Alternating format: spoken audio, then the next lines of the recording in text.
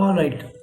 So, in the last class, we discussed mainly two topics. One was the minority carrier lifetime, how the minority carrier, the concentration of minority carrier varies with time, right? And we found that it actually varies exponentially, isn't it? Like, as a result of photo generation, the excess minority carriers are generated and then they recombine slowly over the time. So this kinetics is actually exponential. That's what we discussed, and that's what the curve will look like for the minority carrier concentration. Secondly, we also discussed that how if there is a concentration gradient, how that affects the overall current flux in a semiconductor, right? This gradient could be because of many reasons. One of them is, like, if you are selectively, you know uh, putting the light on one end of a material, then there will be generation of electron hole pairs on that end, and there will be a concentration gradient, right? And as a result of that, the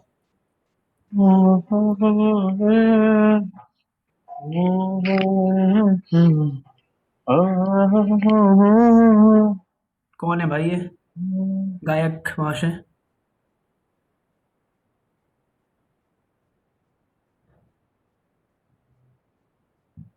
Hmm.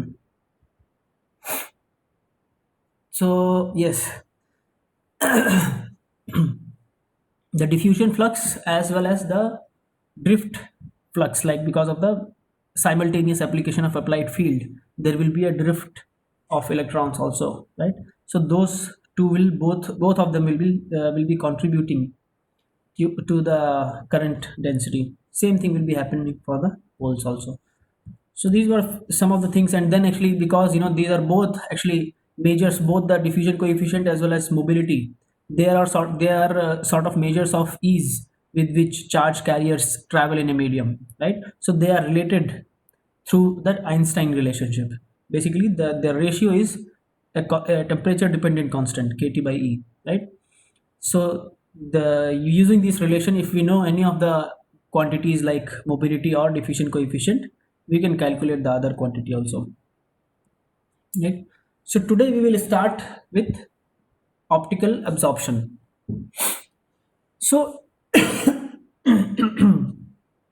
optical absorption is a important phenomena. It is used in a lot of applications these days, LEDs being one of them. So how, or actually the solar cells, not LEDs. Actually, LEDs is more about emitting. This is about absorption. So solar cells, which are based on semiconductors, they utilize this phenomena of optical absorption.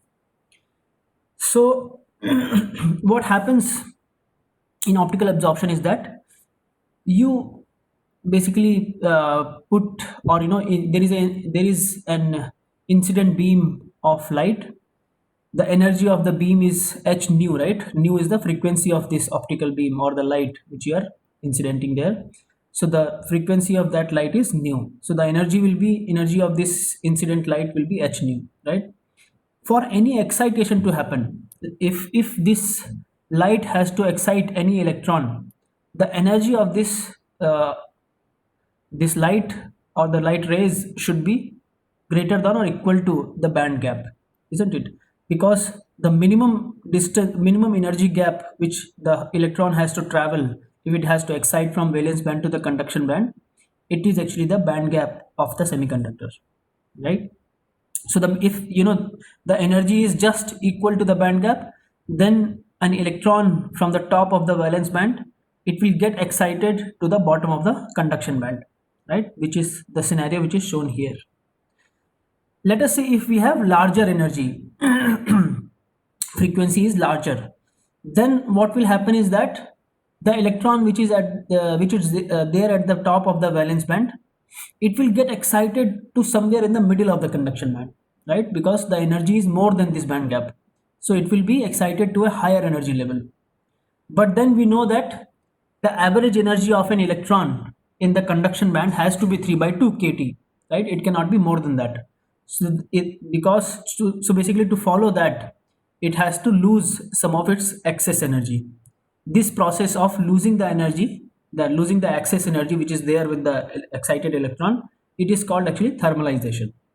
All right, thermalization is energetic electrons must lose their excess energy to lattice vibrations until their average energy is 3 by 2 kT in the conduction band. Yeah, this excess energy is lost in the form of lattice vibrations, or you can lattice vibrations, mostly lattice vibrations you can associate with heat, like they lose this energy in the form of heat. Okay. Now let us say if you want to quantify this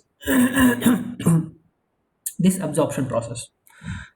So we are we are giving a light source on one end of this semiconductor, and then this light basically travels through the material, right? Through this semiconductor material this light is traveling. Let us say the initial intensity or the incident intensity of this light beam is I naught. Then as it will travel through the semiconductor, it will be getting absorbed, right? At each position some of the intensity of this light will be absorbed. So as we move from left to the right, there the intensity of the light will keep on decreasing, isn't it? So that in if we are, let us say, taking a small segment, a small thickness of the semiconductor delta x at a distance x, then the intensity which is absorbed in this thickness of the semiconductor, that is actually proportional to the intensity the which this segment is getting. So the intensity which is at position x as well as the thickness of the semiconductor, the intensity is clear, right? Why it should be proportional to intensity, because the more the intensity, the more will be the excitation of the electrons, right? Intensity means what? There will be more light rays incident on that in the basically this on this thickness, right? So that means it will have it can excite more number of electrons, so that is why it should be proportional to I. Delta x comes into picture because delta x actually is sort of a measure of the number of electrons which are available, isn't it? Because there are only limited number of electrons per unit volume in a semiconductor. So that is why the number of electrons which can be excited, that is dependent on the thickness of this segment which we are taking. So that is why the delta I is proportional to both the intensity as well as the thickness of the semiconductor. And if we put an absorption coefficient, that is say alpha, then delta I is equal to alpha times I delta x. Okay, this alpha is actually, this becomes the definition of alpha. Alpha is minus of we put minus because actually intensity is decreasing as we are moving ahead. Minus of delta I by I delta x, right? So this is the definition of optical absorption coefficient alpha. And if we integrate this equation, it's very simple equation to integrate, then we will get that I should be is equal to I naught exponential minus alpha x. It is sort of decay equation, right? We have seen this sort of equation in radioactive decay also, right?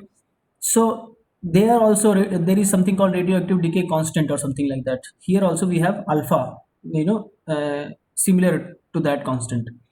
And this actually alpha gives us a measure of, like for example, the distance over which the light intensity falls by 67% is known as penetration depth, and 1 by alpha is actually the penetration depth. If alpha is the absorption coefficient, 1 by alpha gives us the penetration depth.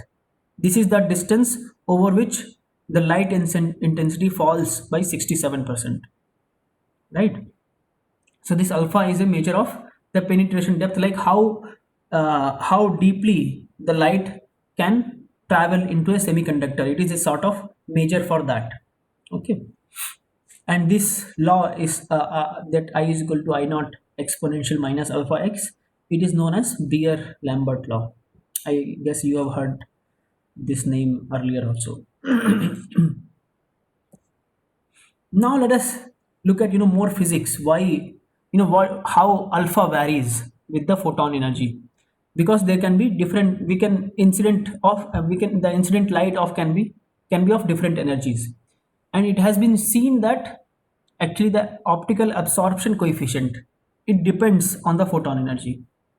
How actually what happens is that as we keep increasing the photon energy, the alpha also, the alpha actually increases with the incident photon energy.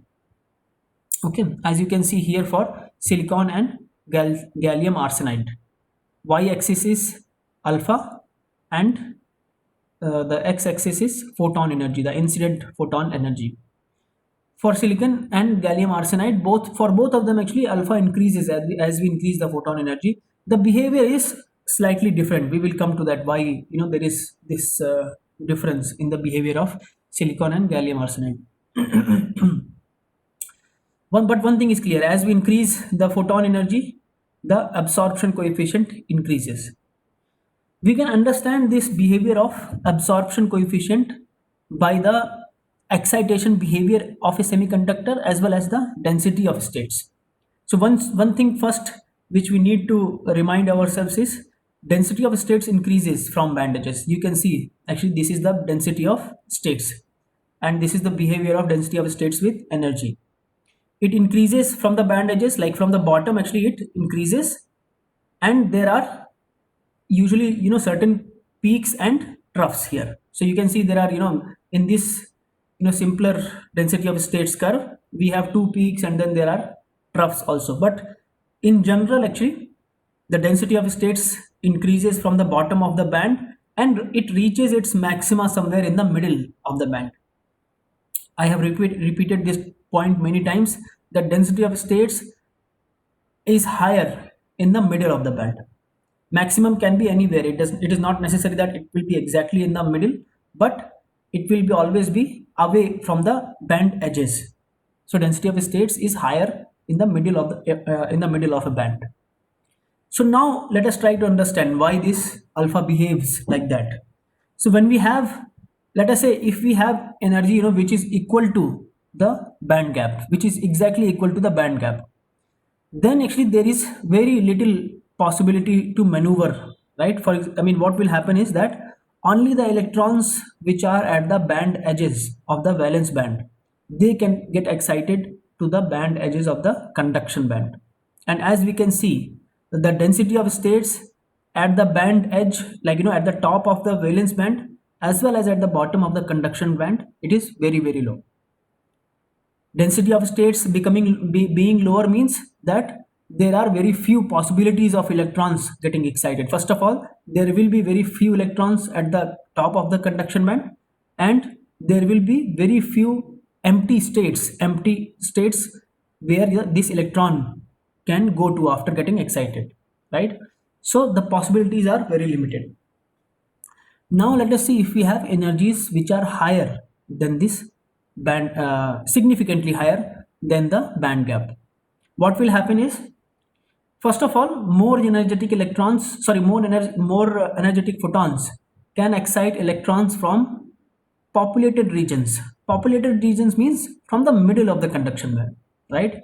Because the density of states is higher in the middle of the conduction band, that means the electron concentration will also be higher in the middle of the conduction band, right? So there will be more electrons to get to get excited, and then actually they can throw them, or they can excite these electrons in the deep of the conduction band. Again, in the deep of the conduction band also density of states is higher, so that means there are more empty states for these electrons to occupy.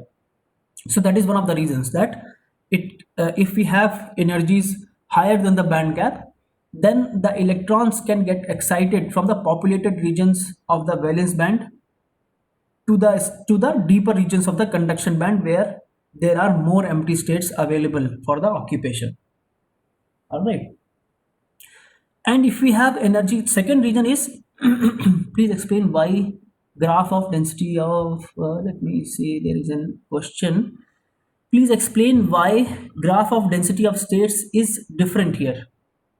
Graph of density of states is different. What do you mean a different density of states?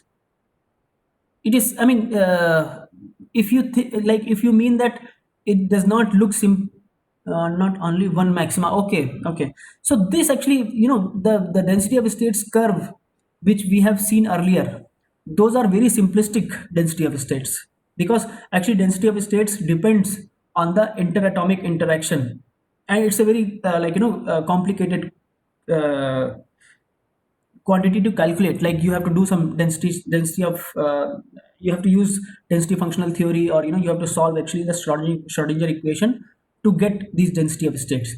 So the earlier density of states, which we the curve which we saw, if you remember, those were derived from the electrons confined in a simple box, in a cubic box.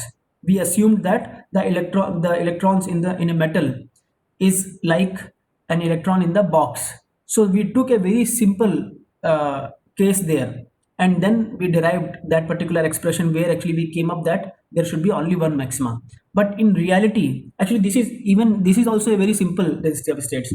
In reality, if I show you, one curve for density of states, you will see that actually there are multiple maximas and minimas actually in a density of states curve.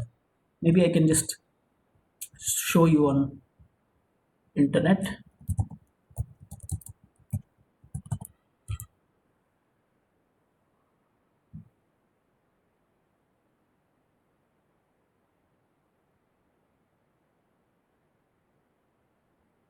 Let me share my screen.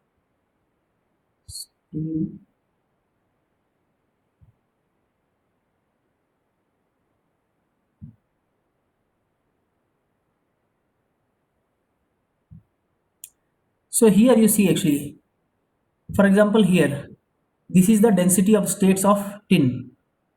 So you can see actually there are multiple maximas and minimas in a density of states curve, because it depends on the interatomic interactions, and these interatomic interactions, they can be very complex in the nature.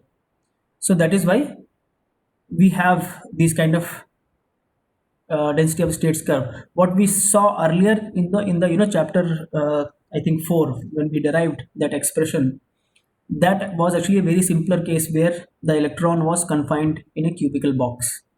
Okay, I hope it is clear now. Okay, so yes, where were we? So one reason that we were discussing this point, why when we increase the energy of a photon, the optical absorption coefficient increases. First reason was that the electrons from the deeper regions of the valence band, they can get excited to the deeper regions of the conduction band, where actually density of states is higher, both in the valence band as well as the conduction band.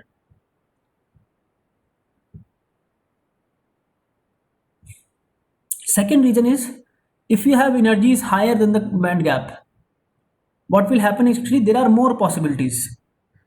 Like, if you have energy which is exactly equal to the band gap, there is only one possibility, that the electron from the top of the valence band, it can get excited to the bottom of the conduction band.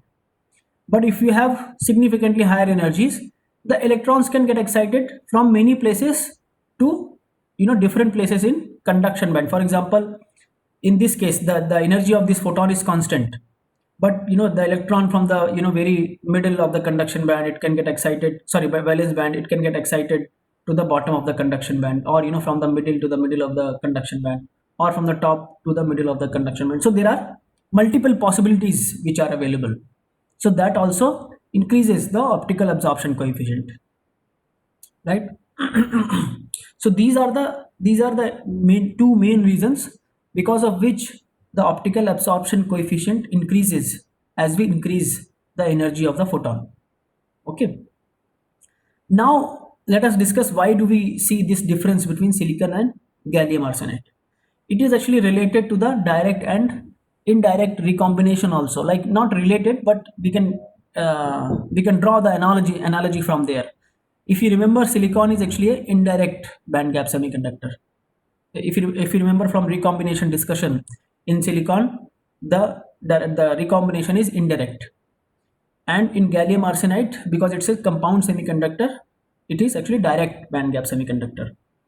And we remember that for in the direct band gap semiconductor, as you know, the emission is only a optical emission. Similarly, actually the absorption is also a on, like, optical absorption can result on purely into only excitation of the electrons. Like, the electron will absorb some energy and then it will directly get excited into the conduction band. But in case of indirect semiconductors like silicon, actually the optical absorption, it has to be accompanied by emission or absorption of lattice vibrations. Because you remember, I don't know if you remember or not, but actually the momentum conservation is difficult to follow in indirect semiconductors. We have to explicitly follow the momentum conservation in indirect semiconductors. And that momentum conservation happens through the loss of energy in the form of lattice vibrations through the recombination centers, if you remember. Similar thing has to happen here also. The momentum conservation is still needs to be applicable. So in direct semiconductors, this optical absorption is not alone, it has to be accompanied by the emission or absorption of lattice vibrations. So that is why the optical absorption is less efficient in indirect band gap semiconductors. Now you can see here, actually the optical absorption coefficient for silicon actually is lower than the gallium arsenide, or basically it is less efficient in silicon because silicon is actually an indirect band gap semiconductor. All right, that is the main reason that we observe this difference. uh, about Fermi energy, density of states is minimum there, exactly opposite to it. About Fermi energy, density of states is minimum, so P should be there. You mean in okay, there is a question coming that about Fermi energy, density of states is minimum there, exactly opposite to it, so peak should be there. Can you unmute yourself and ask your question? Actually, I'm not able to understand your question. Sir, actually from there I means the slide which we discussed earlier, there should be a density of states peak is there na, about density of matlab about Fermi energy density of states is maximum. You mean So here? in Here? this, yeah, here the density of states is almost zero. Uh-huh. But there we discussed na about Fermi energy between the bands, the maximum density of states should be achieved. You mean for the semiconductors or for the metals? Semiconductors. See, for semiconductors, density of states cannot be maximum at Fermi energy, because at Fermi energy in semiconductors, there are no electrons. And okay, yes, yeah, I remember now. Yes. You were mentioning that the density of states earlier also. I think, yeah, you asked question that why the density of states is having a maximum at the Fermi energy. So I mean, yeah, here let me go back to that slide. Actually, I'm not. Let me see where was it actually? Mm,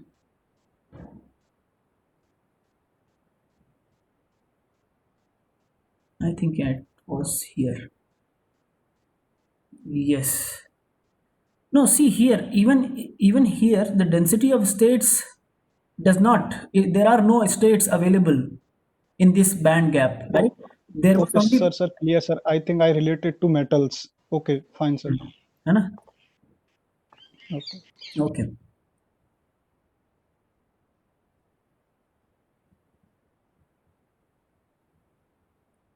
Hmm. Okay. So, any questions on this concept of optical absorption?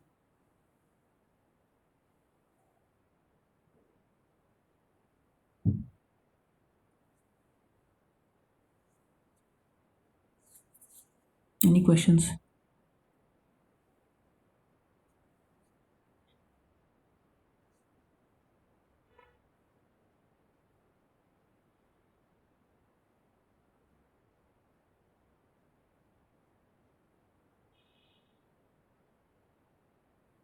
Okay. Let us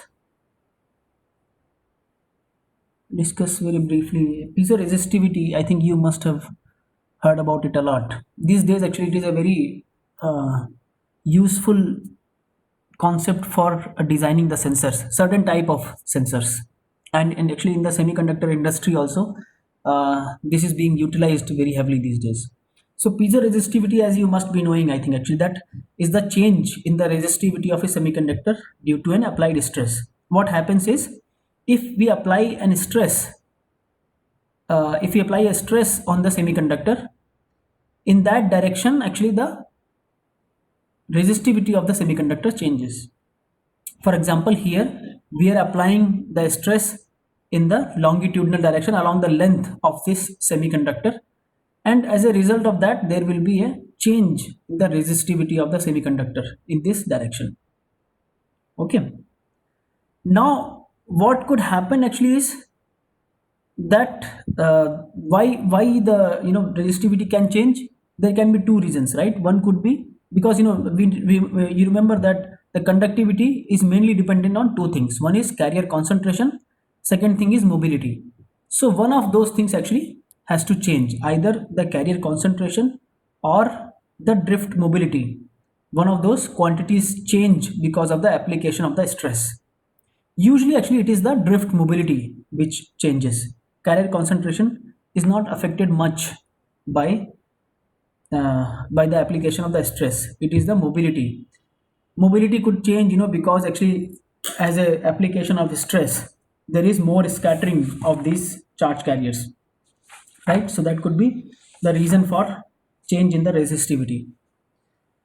And from your your mechanics studies, you must be knowing that if we apply an stress in one direction, in the if we are let us say we are applying longitudinal stress in one direction, then there will be a generation of stress in the transverse direction also, right? That is related actually through Poisson's ratio also. So although we are applying, sometimes actually there might be no stress in the longitudinal direction in which actually we are interested in the change in the resistivity. The stress could be in the transverse direction, but that will also result in the stress in some stress in the longitudinal direction. So actually the change in the resistivity could be due to both the longitudinal stress as well as transverse stress. Okay. And it is used, as I just mentioned, it is used in variety of sensors. For example, here you can see this is actually the design of a force sensor. So what we do actually is that we sort of what is the term I can use? Actually, it is not like we are not pasting sort of a strip of this piezo sensor on the cantilever beam. What happens is actually we do certain type of doping. This is the cantilever beam which is made of silicon, and in this part, very small region, we actually do certain types of doping so that this material becomes a piezoresistive material. Sorry, this region becomes a piezoresistive region actually. And then whenever we apply, let us say we are applying the stress on the cantilever beam at this point, it will be able to it will generate some stresses in this region also. I think you must be knowing that when we apply a force on the cantilever beam at the end, the maximum amount of stress is actually generated at this point, and that is why actually this piezo sensor is placed here, because the maximum stress is generated here. So there will be more sensitivity, right? There will be more signal for the sensor to sense. So that is why we sort of dope this region to make this a piezoresistive region. Similarly, you can also see a pressure sensor. A pressure sensor has 4 piezoresistors. You can see here in this configuration actually the these piezoresistors are embedded. This is the diaphragm. This is the diaphragm, and the dimensions of this diaphragm is actually very very small, like 1 mm, 1 mm, 1 mm, and 20 micron. Okay, and then these piezoresistors are embedded again, through appropriate doping. These are not like strips which are just pasting on the diaphragm. We are actually doping these semiconductors to make them piezoresistive, and then this is used as pressure sensor. So these are mostly actually these piezoresistivity is used in the sensor applications. And couple of examples we just saw, like force sensor or pressure sensor. There are a lot of startups these days, or even in the space industries, or semiconductor companies, actually they are having separate arm for MEMS devices, microelectronic mechanical sensors, or not sensors. I mean, yeah, the MEMS, I don't remember the full form, but MEMS devices are very commonly used in the very actively developed in the industry also these days for sensor applications. All right. Any questions on this, on the piezo resistivity?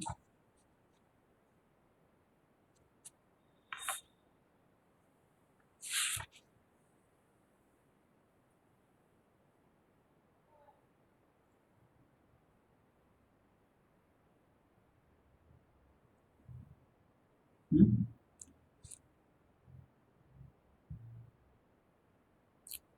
Okay. How much time do we have? Okay, we still have some time. So let us start with the Schottky junction. Schottky effect we have seen, in the previous. There is a question. What do we mean by making piezo resistive by doping? Actually, see, silicon itself, silicon itself is not piezo resistive. I mean, actually, every material will have some piezo resistivity in it, but the piezo resistivity should be sufficient enough, or should be significant enough for it to be utilized in a sensor application or any other application also, है ना? So by doing appropriate doping, like for example, we can dope silicon with some n-type dopants, so that the piezoresistive nature of the silicon enhances. What I mean by piezoresistive nature is, as a result of unit change, or unit application of stress, there is more change in the resistivity. There should be significant change in the resistivity. So the higher this ratio is, the higher will be the piezoresistive capacity of a particular material. So that can be increased, or basically that can be changed by doping the semiconductor, right? Yeah, exactly. So we basically try to increase the sensitivity by increasing the piezoresistivity of a material. That piezoresistivity actually can be changed by appropriate doping of a material. All right.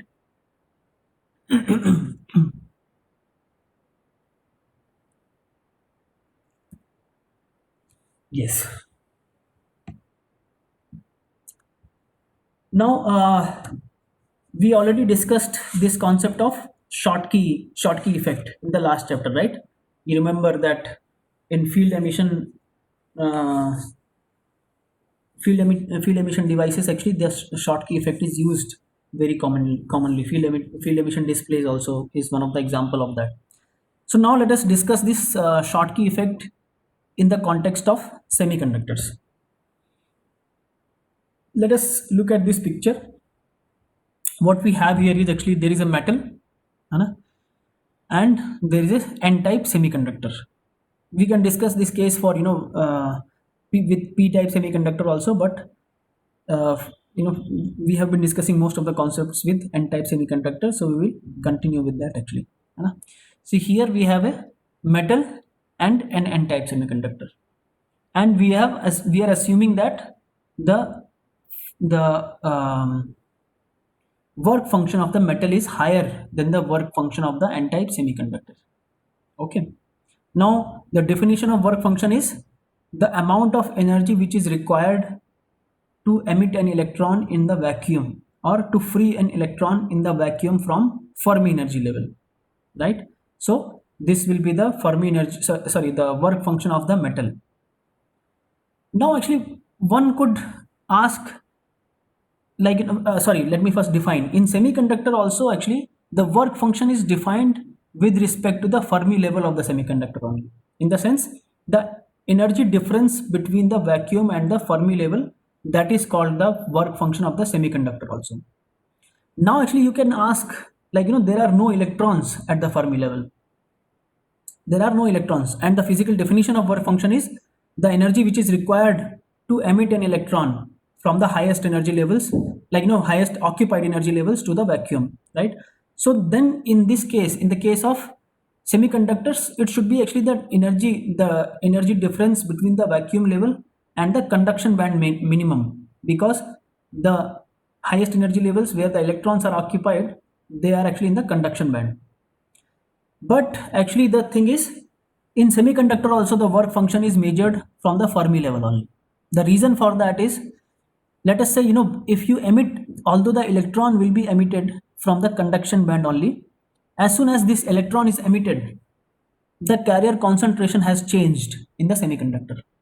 And in thermal equilibrium, the carrier concentration is fixed, right? From the we have already derived the equilibrium carrier concentration in the semiconductor.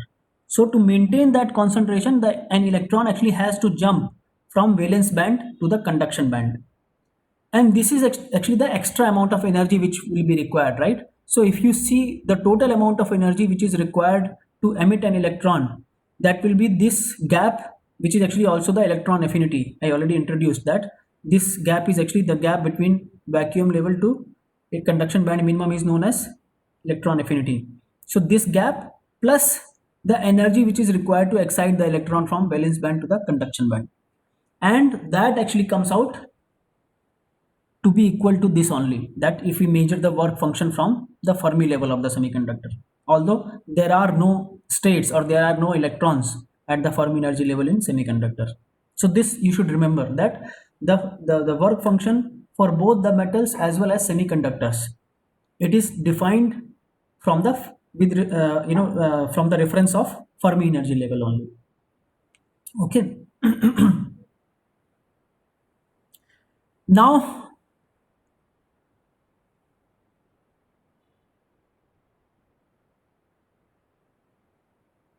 okay.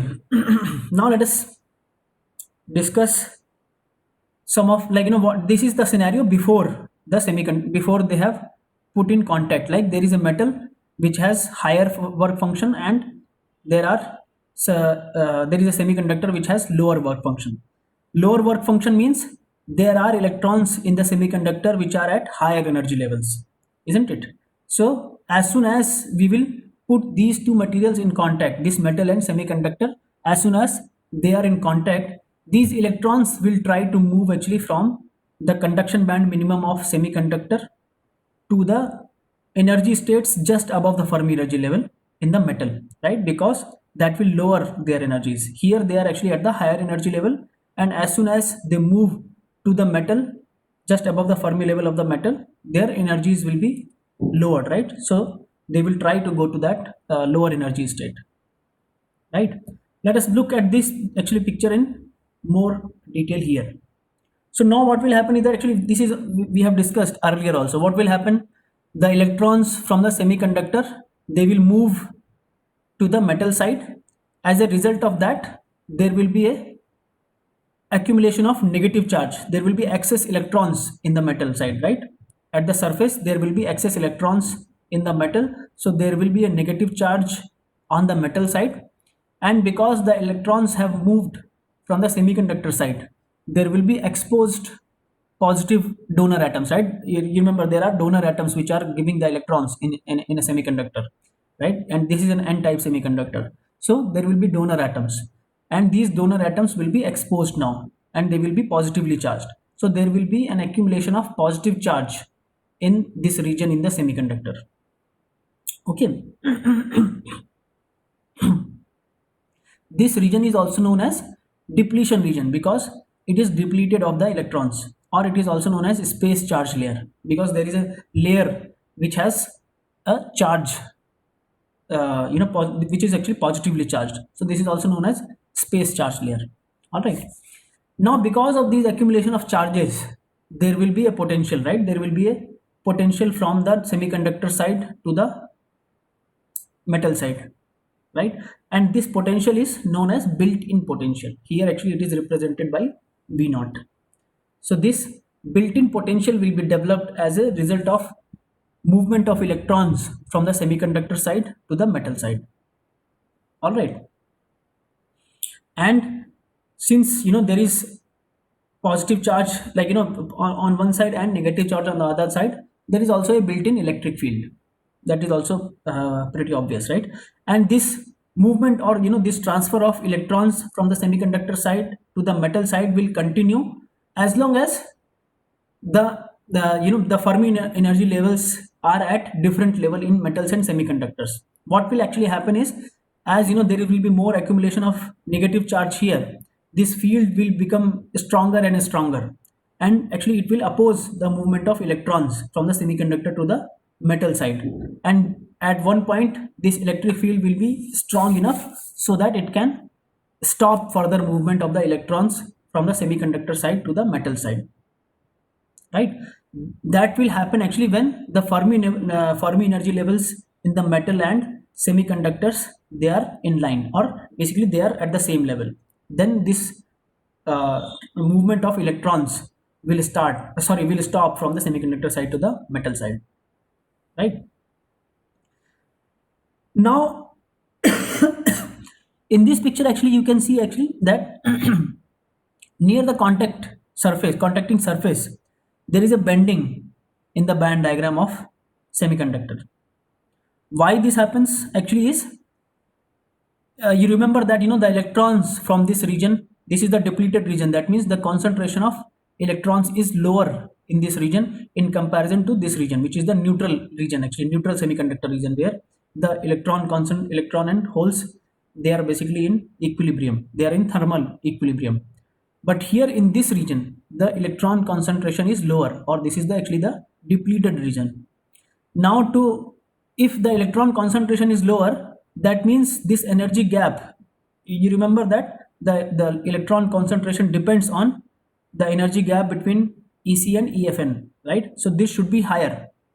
It is mentioned here actually that the conduction band near the surface bends because it has to accommodate the electron depletion.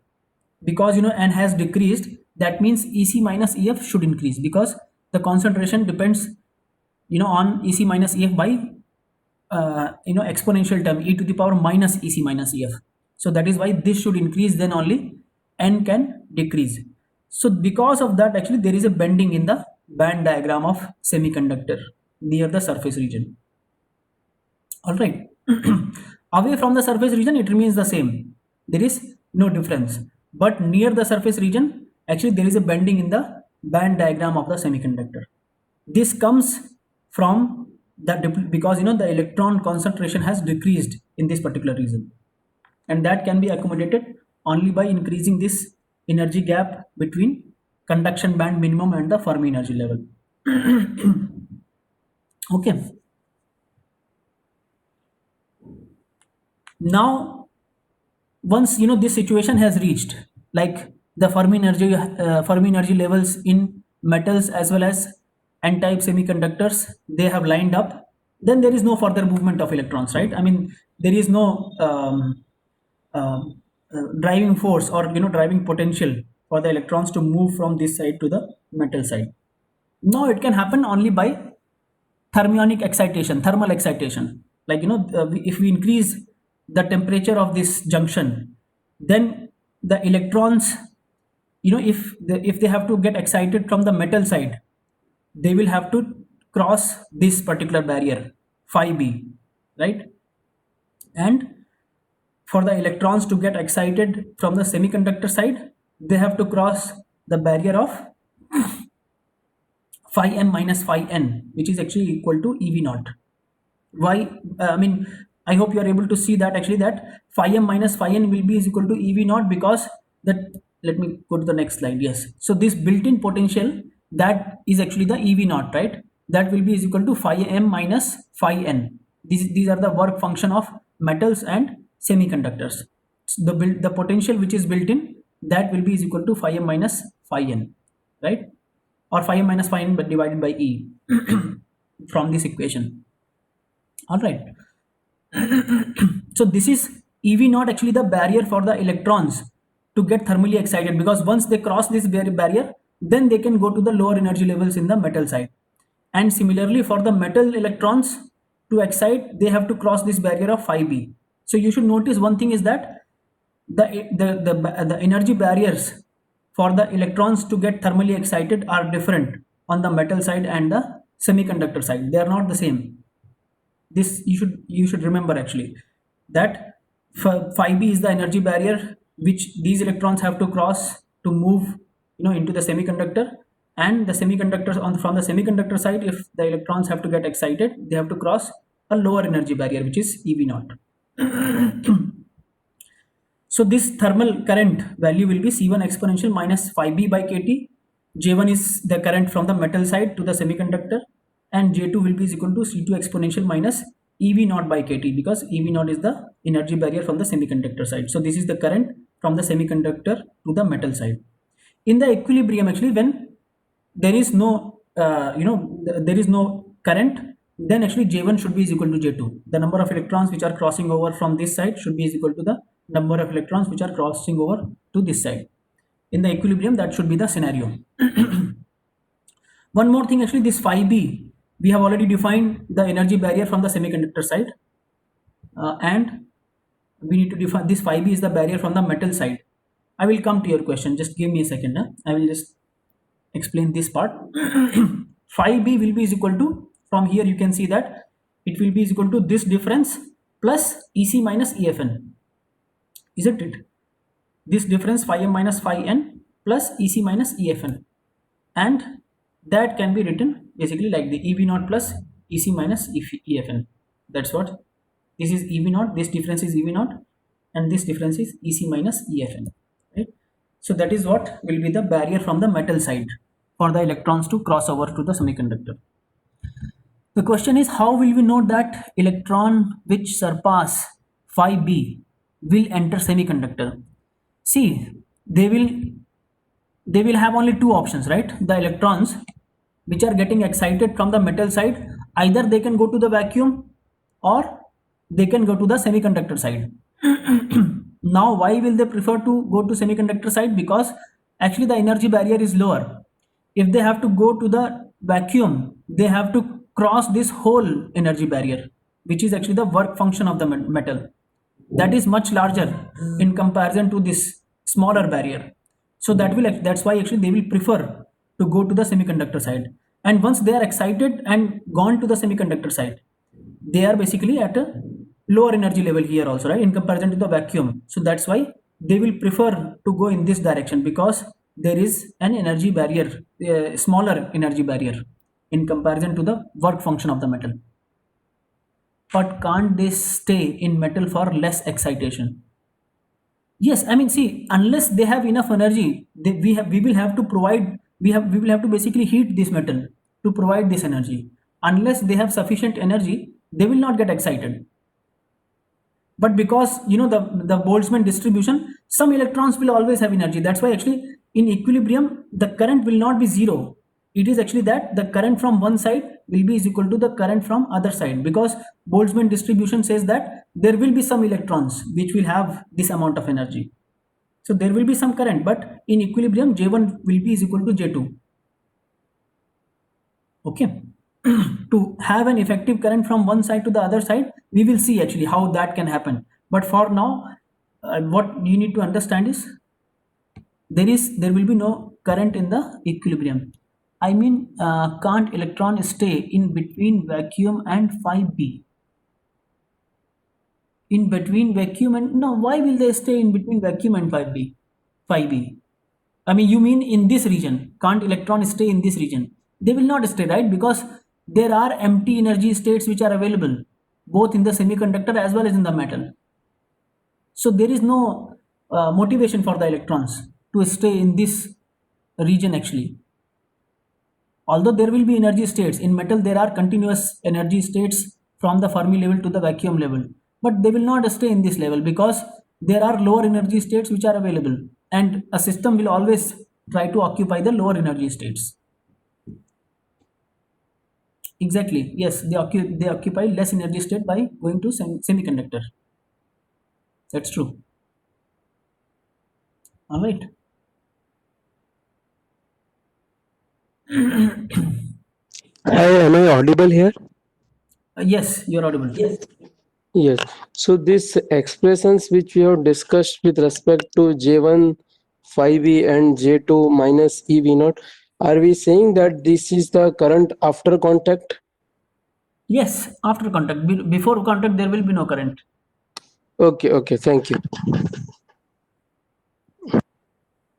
Okay. So this is the amount of current. Yes. So we have. I have explained the barrier from both the side. From the semiconductor side, EV naught is equal to this one, and from the metal side, the barrier is actually the additional barrier. There is a. It is actually higher than EV naught.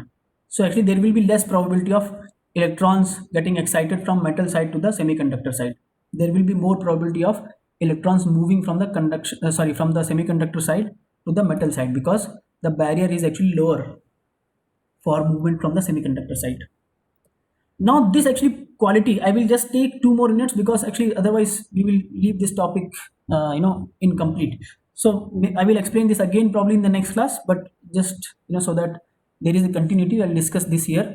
So actually this property of this this metal semiconductor junction, it can be used as a diode.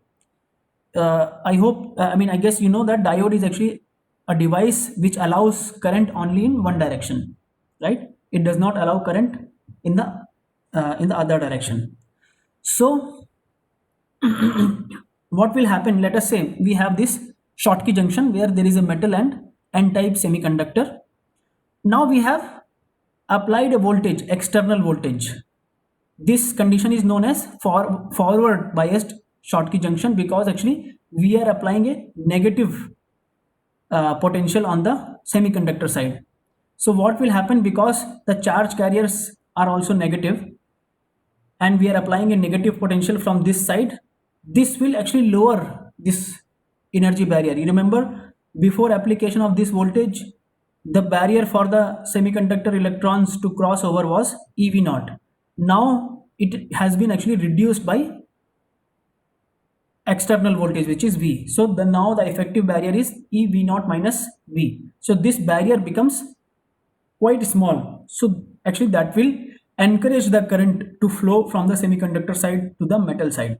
So the flow of current will be allowed in this direction, right? Now let us see at the other condition, where actually we have connected the positive polarity of the battery to the semiconductor side. That will actually increase this barrier. Actually this external voltage which we are applying, that will be added in the barrier, because actually the charge carriers are electrons here. So this barrier will increase as a result of this application of positive polarity of the battery, and this means the current will be this means actually it will be more difficult for the electrons to cross over this barrier and flow into the metals. In this case, actually the metal, the 5B barrier, that will be smaller. So actually there will be net current flow from the metal side to the semiconductor side. But this current will still be very low, because 5B is actually quite large. So that is why this current in the opposite direction will be sort of insignificant, which you can see actually in this plot also. When the applied voltage is in this domain, like when we are doing the forward bias condition, then the current increases as we increase the external voltage. But when we apply the opposite polarity voltage, then the current is very small, like of the order of 1 microampere. In this case, it is in the range of milliampere. So there is an order of magnitude difference. So this is also known as actually diode, right? So this whole device is acting, or is can be used as a diode in the electronic devices. Let me just take this question further. I mean, if you need any further explanation, I will do that in the next class. Let me just take this question. Initially, electron will move from semiconductor to metal, but due to thermal excitation, there is possibility that it goes from metal to semiconductor or semiconductor to metal. But in this diode, why electrons go from metal to semiconductors first in reverse biased case, from metal to semiconductor? Okay. See, first of all, in this case, like initially the electrons are going from semiconductor side to the metal side due to the difference in the Fermi energy, sorry, difference in the work function of these two materials, and that will stop after, when we have reached this level actually where the Fermi energy levels have matched up. So that will stop. After that point, when when this movement of electrons due to this difference in the work function has stopped, then the electrons can transfer from one side to the other side only because of the thermal excitation. All right, and that thermal excitation current is given from both the sides will be J1 and J2. In the equilibrium condition where there is no external voltage applied, that J1 and J2 should be equal because there is no effective current. Now when we have applied this external voltage, by applying the external voltage, what we are trying to do is that, because you can see from here, the current from the semiconductor side, actually the barrier for that is EV naught, this difference between the EC and EV naught, basically, I mean this dotted line, actually this difference is the energy barrier for the electrons in the semiconductor to cross, right? We are trying to reduce this, or basically we are trying to manipulate this by applying an external voltage. What we are doing is that when we are applying this negative, when we are connecting the negative terminal of the battery to the semiconductor's n-type semiconductor, then this energy barrier is reduced, right? Because actually we are connecting negative terminal and the charge carriers are also negative. So this energy barrier is reduced. And because of this reduced energy barrier, there will be more current, right? Because the energy barrier has lowered, so there will be more number of electrons which will be able to cross over this barrier at a particular temperature. But when we are doing this opposite way, like when we are applying the positive terminal of the battery to the semiconductor, this barrier has increased, right? This is the external voltage is actually added into the barrier, and this makes the electron movement from semiconductor to the metal more difficult. Actually, in fact, it becomes easier because actually phi b is now smaller, but actually it is still large in the sense that it is still much larger in comparison to EV naught minus V. So that is why, although there is a flow from metal to semiconductor, but actually it is negligible. That's why you see actually there is a very small current still there, because the electrons are flowing from metal to the semiconductor. So there is a very small current, but this is sort of negligible in comparison to the current which we get in the forward bias condition. All right, that's why we can say that this is actually a diode. This device can be used as a diode. Is that clear now? Okay, we can have further discussion on this. You can think over it, and we can have more discussion on it in the next class, because I think we have already, it is already 3 past 10. We'll discuss this further in the next class. For now, let us stop here. Okay, thank you everyone. Now,